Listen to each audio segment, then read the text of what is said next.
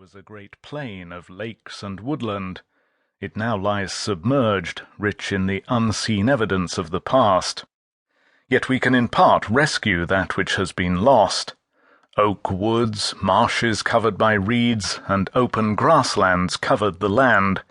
It was a warm and humid world. Red deer and voles inhabited the landscape, but they shared it with elephants and macaque monkeys. Among them wandered groups of humans, 25 or more in each group, pursuing their prey. They fired upon the animals with flint arrowheads and used carved reindeer antlers as axes. They carried wooden spears. We do not know how they were organized, but the discovery of butchery sites where tools were manufactured and food prepared away from the main settlements suggests a measure of social control. We can still see the people walking towards us. On the sand at Formby Point on the northwest coast of England, there are human footprints continuing for 32 feet, 9.75 meters. The prints of many children are among them. The men were approximately 5 feet and 5 inches in height, 1.55 meters, the women some 8 inches shorter, 20 centimeters. They were looking for shrimps and razor shells. Footprints are found in other parts of England. Some appear on the foreshore of the Severn estuary. They fade away at the point where 7,000 years before the dry land became swamp. Now, on the flooding of the tide, they are gone. These are the prints of what have been called Mesolithic people.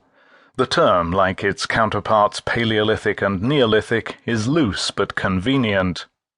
These people cleared the woods and forests by burning in order to make way for settlements or to render the hunt for game more effective. Pine was also burned to make way for hazel, whose autumnal nuts were a popular source of food. They knew how to manage their resources. The early English have been called hunter-gatherers, with dogs employed for hunting, but their life was not that of undisciplined nomadic wandering. Their activities took place within well-defined boundaries. They ranged through group territories that adjoined one another. They liked the areas where land and water meet. Some 11,000 years ago, a great lake covered what is now the Vale of Pickering in Yorkshire. On the bank of this lake was built a platform of birch wood.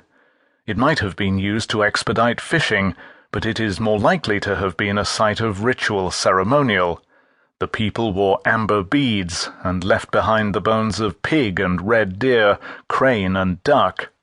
A round house has also been discovered, 11.5 feet, 3.5 meters in diameter, that has been dated to approximately 9,000 BC. It was constructed of 18 upright wooden posts, with a thick layer of moss and reeds to furnish a sleeping area.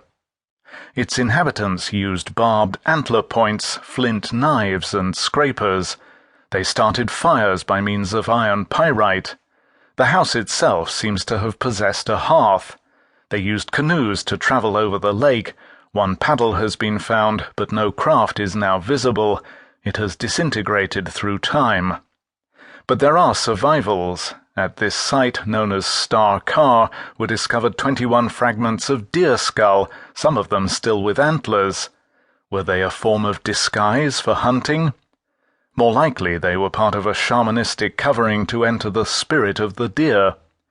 It might have been an early form of Morris dancing, except that the numinous has now become simply quaint. The Mesolithic English lived in settlements such as that found at Thatcham in Berkshire. The modern town itself is in fact the latest version of human community on the same site. Some atavistic impulse keeps habitations in the same place. 10,000 years ago, the people lived on the shore of a lake. Burnt bones, burnt hazelnuts, and patches of charcoal used for fires were found. Here, in other words, was all the panoply of daily domestic life. Cleared spaces represented the floors of small huts. The first English house was made of flexible saplings, bent over and covered with hides. It measured approximately 20 feet by 16 feet, 6 meters by 4.8 meters. Hundreds of other such settlements existed, many of them in coastal regions that now lie